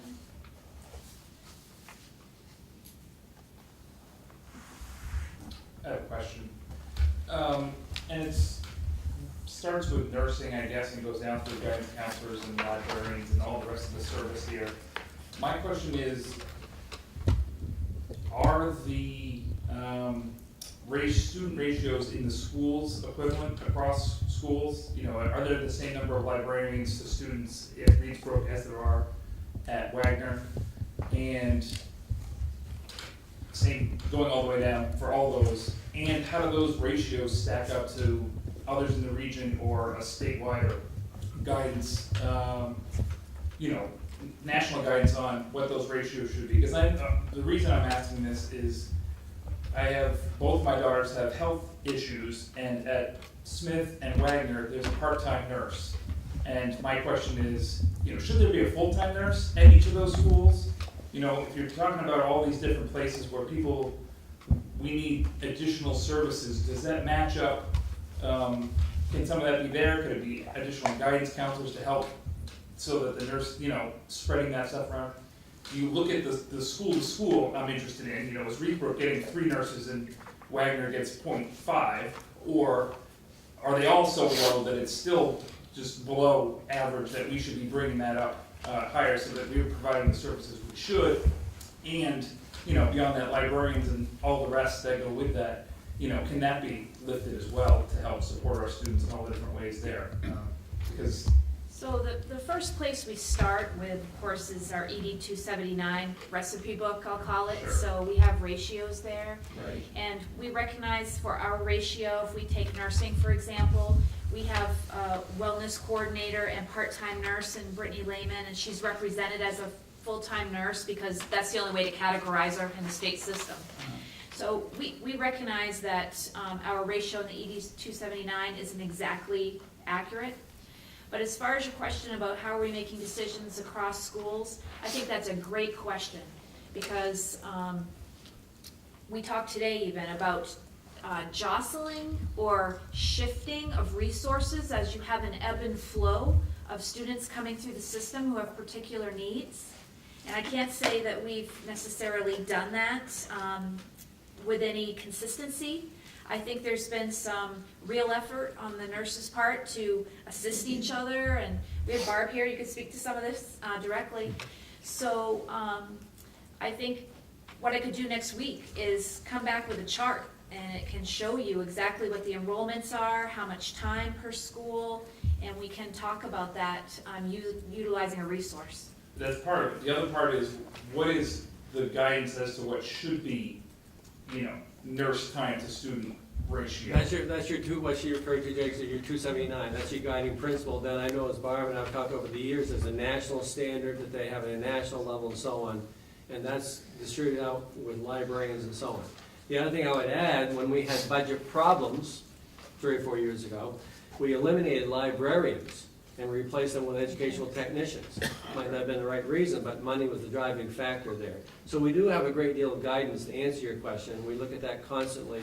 I'd say overall, just anecdotally, our 279 were very favorable overall. We might have a little bit high on one end and low on the other, but overall favorable. Maybe this is a question for Barbara, but what we're able to do in the school versus what we need to do to refer out of the school based on what we see coming through the school. I know the school-based health clinic that we tried and it didn't work out. I mean, there are certain things that we just can't do in the schools that need to move and do the schedules and other things. The question is, how do we make it work better within the realm of the different guidelines that we have to fit, because things have changed a lot. Yes. Our acuity rates have certainly skyrocketed in the last few years. We, just so that you know, we every year meet as a nursing team and we look at the acuity for the next year in each school. And we assign days and nurses based on that. It's not the same every year. I have part-time nurses in all the schools except for Hampden Academy. So we do try to cover the needs, and I cover schools on the other nurses' days off. We refer out to physicians all the time. We refer to Acadia all the time. Right now, we're feeling like we're really not staffed adequately at Reedsbrook, and the NEASC report bore that out. But I think that we do look at acuity, and as far as the actual number that you just mentioned, we are below that number. The American Academy of Pediatrics disagrees with that number. They feel that you have to look at acuity rates, that if it's 1 to 750 students that are well students. And if for some that are critically ill, it should be 1 to 1. See, that was a part of the goal, the personal goal I had at the school-based health center. Right. It would serve the children's needs all year round. Right. We don't stop on June 15th and see you September 1. But as Rob mentioned, unfortunately, it didn't work. I also can share with you that Lynn Wells and I meet quite often every year to look at the movement of the children, where we align faculty and staff with that movement. So we do that in pockets. I think we do that pretty well, but as Ricky mentioned, we can give a better overview next time. We also added another building this year with Newburgh Elementary that, Oh, the pre-K. right, that we don't really have a nurse for. So, Dawn, you were saying last week you have contracted nurses there. So what happens if those nurses are calling sick? Who covers for that? Sometimes there's a sub, but sometimes there isn't. When those situations arise, there are times which the parent chooses to keep the school at home. There are times in which we have our nurse changes her schedule with the other school to try to cover. And so that'd be a one-on-one at that point then, and so it pulls that nurse from the school? No, No? No. we're not able to do that. Okay. So we actually have had several times this year that the nurses, the agency nurses have been unable to come. We've also had a situation where the agency nurse got done and it took them over a month to fill the position. So we have to cover that with the hours that we have, which is 2 3/4 days a week. And these are students who have huge medical needs, How often does that happen? that they're Oh, out sick yeah. or. Or, yeah, a week or a month. I would say this school year, it's happened 10 or 12 times, plus that 1 month period. And I often get called over to Reedsbrook to cover those needs. So we have contracted nurses plus nurses that. Or the parents contract? The parents. The The parents do. will contract. The parents, Okay, the parents give up some of their main care hours okay. to have Have a a contract. private duty nurse for a student, for instance, that's on the ventilator Yep, and has tube feedings during the day. yep, That really needs one-on-one nursing care that we can't provide. okay. What happens in the case of, say you have a child that's, say diabetic child, and they have to have their sugars, the check Yeah. done. There's not a nurse there, whose responsibility is it? The secretary, depending on the child, the secretary will get the number and call the nurse, or call the nurse that's covering. Sometimes that's 22 checks a day. Right, so it's the secretary that would take over that. Right, Does the but if they the need- secretaries dispense meds in, Yes. okay, the If secretary? they need insulin, the secretaries can't do that. Correct, So so they then would a have nurse to would call have the to come. nurse over, yes. And they just would call someone, if there's nobody there at that time, they call somebody Right. to come. That's Right. pretty standard. There are days that the McGraw nurse isn't there that I get called 12 times a day Oh, yeah, from McGraw, yeah. I'm not surprised. No. Oh, yeah. Busy day.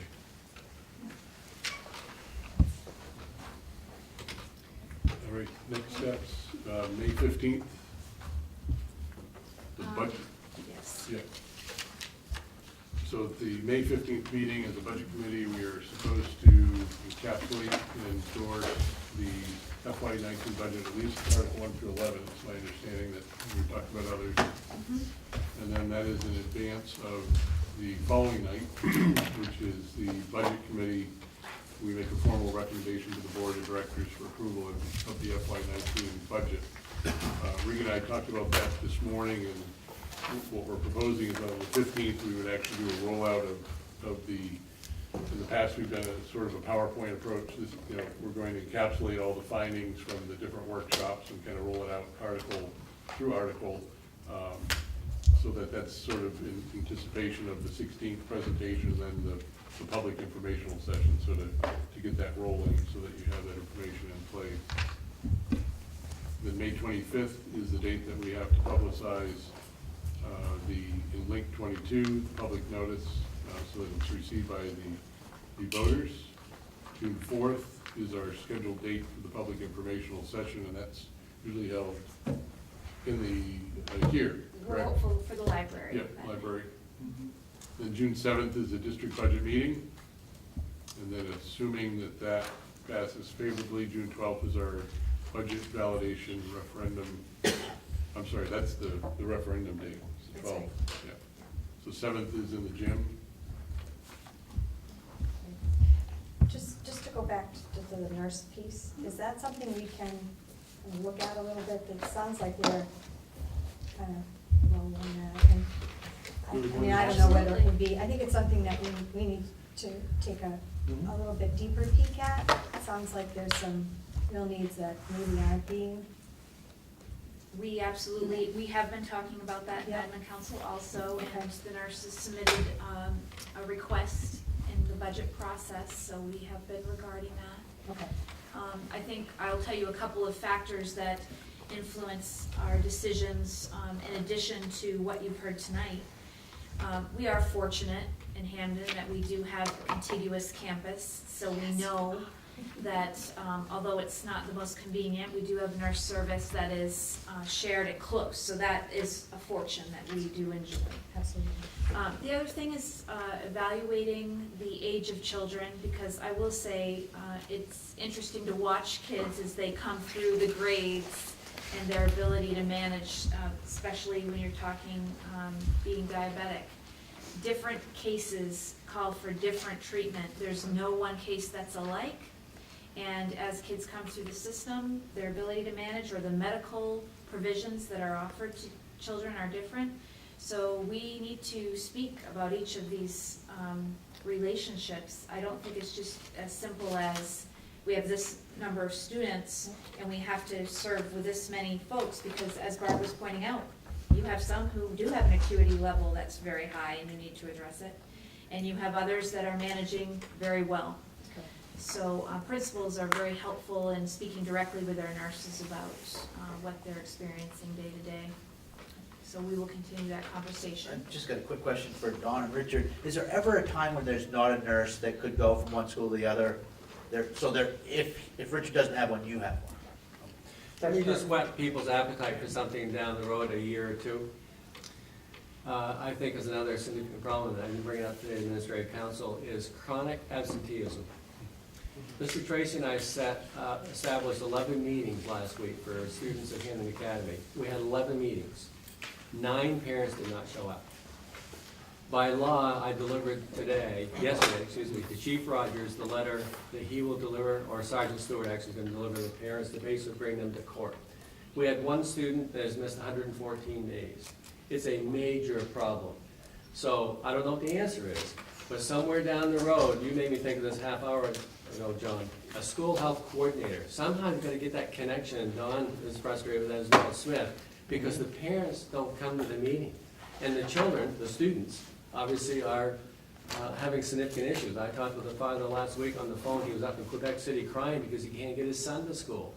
So anyway, I just leave it at the chronic absenteeism is a major problem with students totally disengaged. A small number of children, a small number, 2,400, but still, there's a need there we need to address. So just kind of take that as a thought, and we can percolate it on the future. And I'd like to revisit one other thing. In addition to the nurse, another position in Article 5 that has had some discussion is the instructional coach position. Because we have been funding an instructional coach position through federal funds at a minimal level. And we need to decide if we are able in any way to move some of that position or have an interest in doing that into the budget, because if not, we don't have the federal funding this year to sustain what we currently have. So- Can somebody explain what more to folks what that Sure, means? yeah, why don't we have Mary talk about that? What did you ask?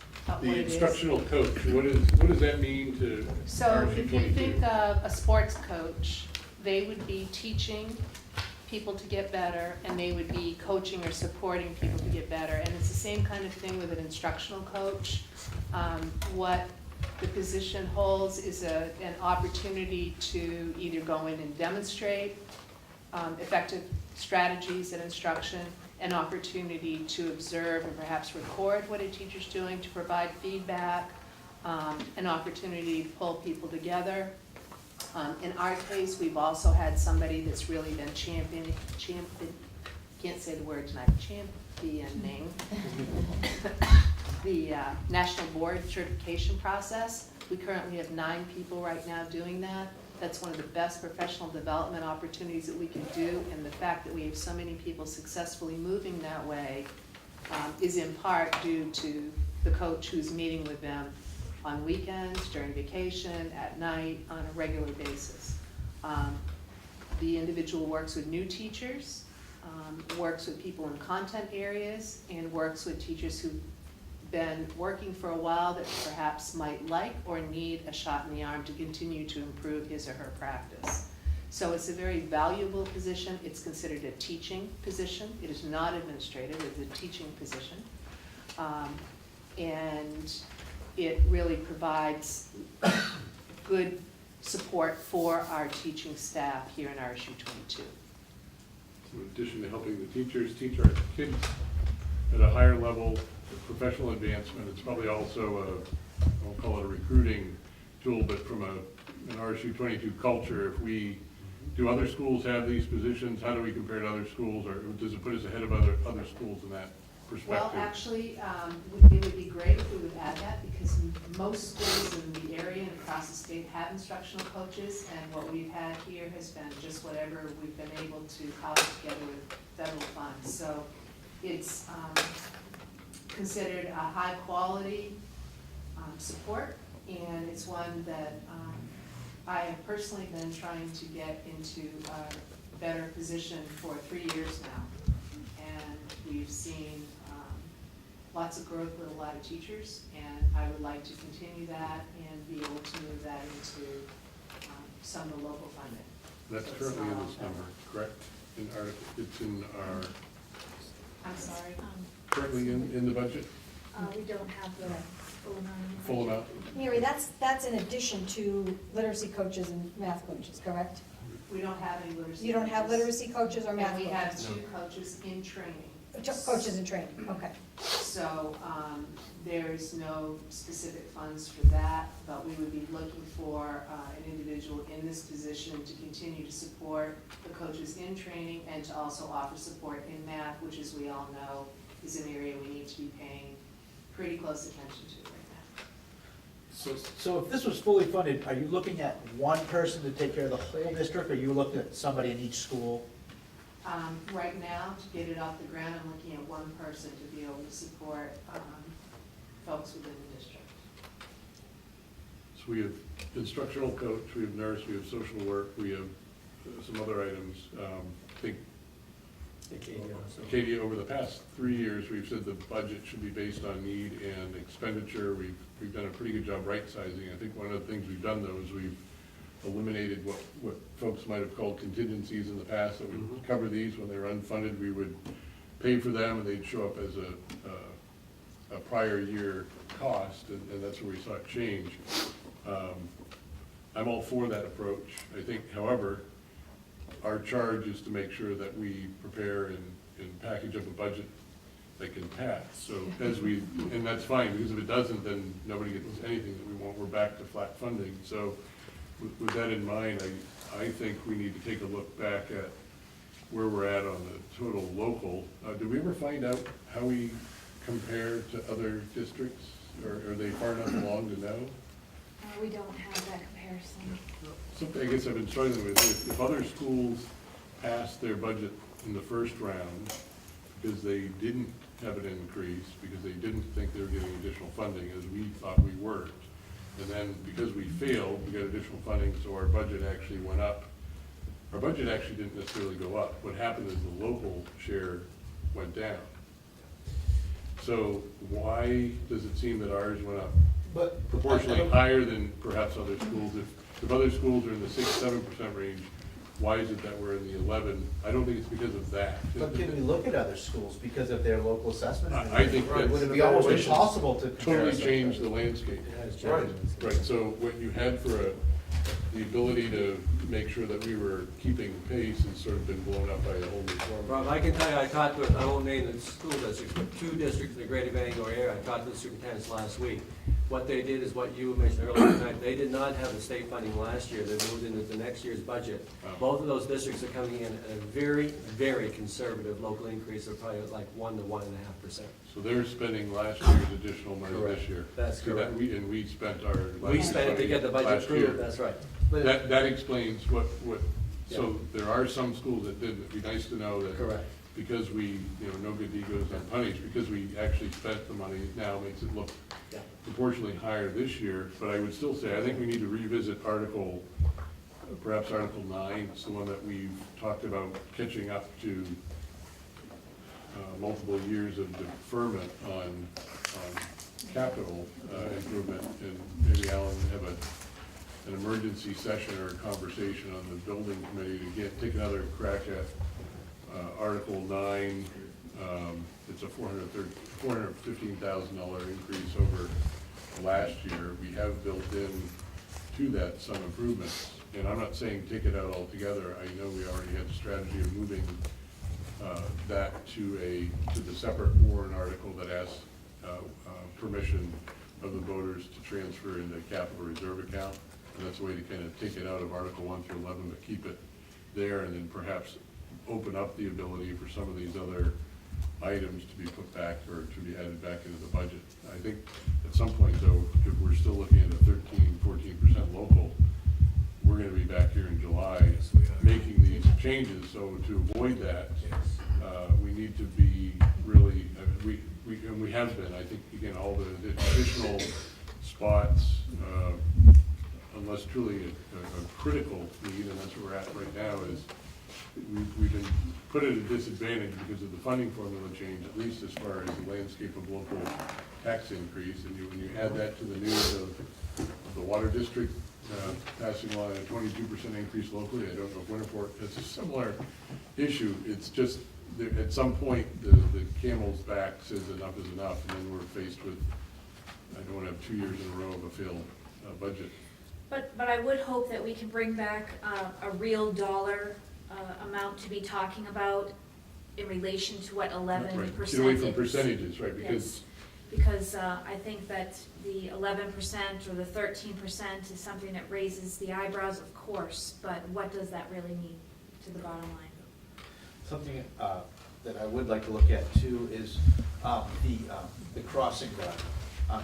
Can you see how many students would that even be affecting on those 2 streets? Sure. Oh, right, that's right, we had that conversation. And if it was to affect some, would it be possible just to get one of the buses to stop there? If the parents didn't feel comfortable having their child cross the street there, have them sit there and have one of the buses just stop? I mean, they're driving by. I'll look into what the stops I are. mean, if they would come out to the sidewalk, just not cross the street, allow the bus stop, pick them up, take them to school. It's gotta be cheaper than that, higher cross. Will do. So we'll still talk next week about Article 5 a little more, right? Oh, yes. Oh, we have, Yes. yeah, this was Yes. in Yes. intro, Just- So right? just remember, now next week, the goal for next week is after all the talk, we have it's that funnel, we started way up here, and all of a sudden it comes down, and next week we have to make a decision, because the next night we are recommending to the board of directors. Right. So percentages aside, the total dollar amounts around 1.1 million. Last year, we were around 900,000 in total increase, but it resulted in a $470,000 local increase. This year, we're at a $1.24 million local increase with a 1.1. It's totally upside down from prior years. So all that aside, I agree we need to look at what does it mean to, maybe on I know a lot of times we've seen that if the average, not the average, but if the cost to a home that has a valuation of blank, $100,000 would be an increase of blank. I think it's putting it into that language, and then saying in past years, this would have been blank and blank and blank. So that, again, that 6.5% that threw us off at the beginning has really, I think, set a tone for this year that is not much different than last year. You know, speaking of which, the funding that never was approved at the state level. Yes. Where are we at with that? I know you did an inquiry and you've been I read sending us articles. Yeah, okay, I read you that little paragraph last week. Here's my concern, and Rhea and I talked about that today. This is just my Rick Lyons opinion again, but having been around a while, you kind of get a hunch. I think you're gonna see about a 90% commitment to what was articulated in the 279. In other words, we had 203,000 new money. Don't be surprised they don't send us 203, they might send us 175. And by doing that statewide, they then give themselves a little bit of cushion in case the legislature makes some decisions in the final days that they don't envision right now. So I think you're gonna see a curtailment before the real curtailment, if that makes sense to you. Don't be surprised that it happens. That's just the way I think about with an element of cynicism, but I've seen it happen before.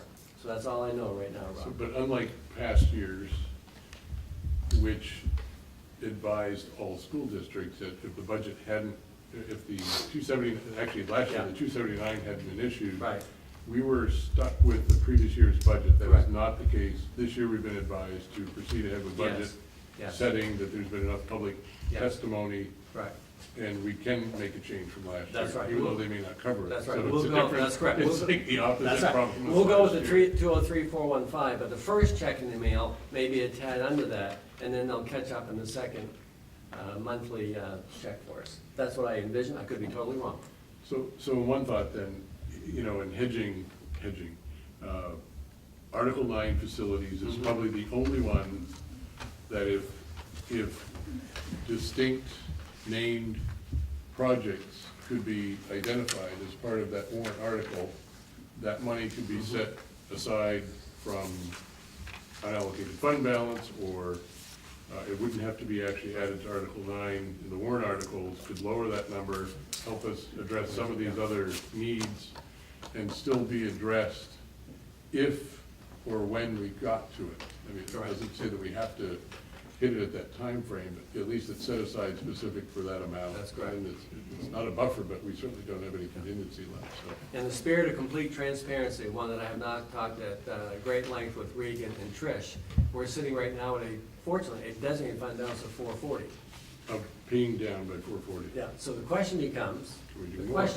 exactly, do we want to increase the designated fund balance? I think we had that up at 540 one point in time. So there's another moving part, excuse me, we need to contemplate over the next week to bring this budget together. And next week should give us a little better position of where we are for next year's fund balance. True? Or Yes, yes. as good as you could get? Yes. Will 440 put us within our limit of the 3%, not to Well, we carry don't- over? We don't know yet?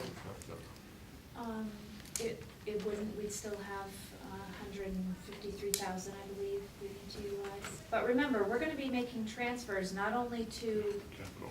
our budget, we're gonna make one to capital most likely, and to the field reserve fund. And I wouldn't So- worry about the 3%, because We'll remember, you more can spend than- that down over 3 years. So we have 5 minutes. Can we recap the capital item, because that's one that's becoming a pretty hot topic right now. If we had 150 last year, that was set aside for specific projects, was it 150? Was that the number?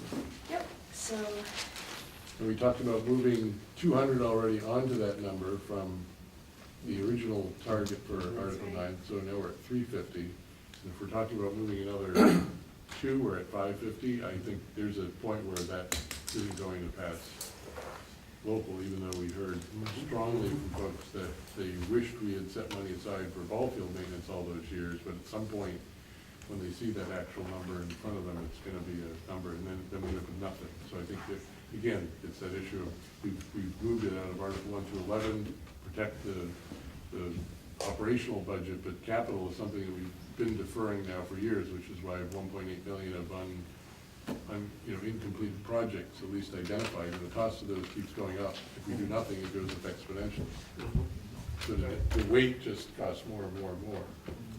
So, And we're getting to the point where if we do reduce Article 9 considerably, we will have to fund projects next year out of capital reserve. So we won't be sitting on a savings of 354 any longer. We will be expending money to actually complete the projects. Can't do that, because then we wouldn't have that in capital. That's right.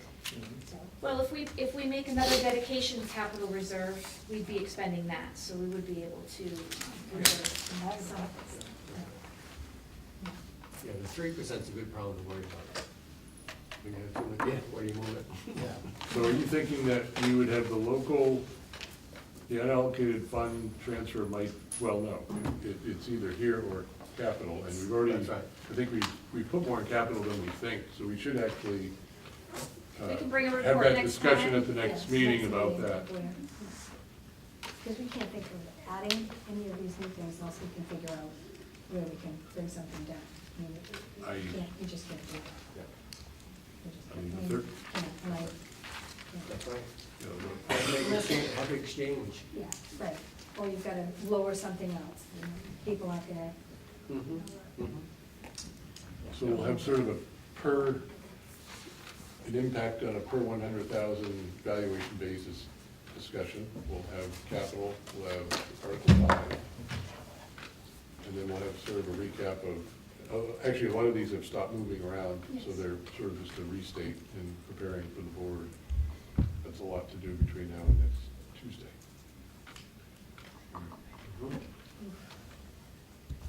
All right, I think we're, The other thing I would say, Rob, is, I look at Jane, if you have any questions after this meeting tonight, by all means, give Trish, Regan, or me a call. We've covered a lot of territory tonight, we've thrown a lot of things we around. sure have. So if you think about it, come back and say, what do you mean by that, or how these moving parts are interconnected? So just give us a call.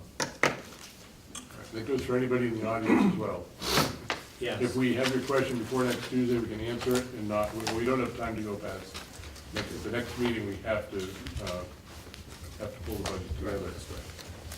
Right, we have a motion to adjourn. Jake has a question. Oh, question, Jake. I'll just say that I brought this up earlier in the spring. If these meetings had started earlier in the winter, spring, we wouldn't be right to the last minute on some of these questions. That's what I'm advocating for in the future. In the end, Jake, we're gonna get down to next week and we're still not gonna know what's got. We could talk about this for 3 years. All right, do we have a motion to adjourn? so move. All right,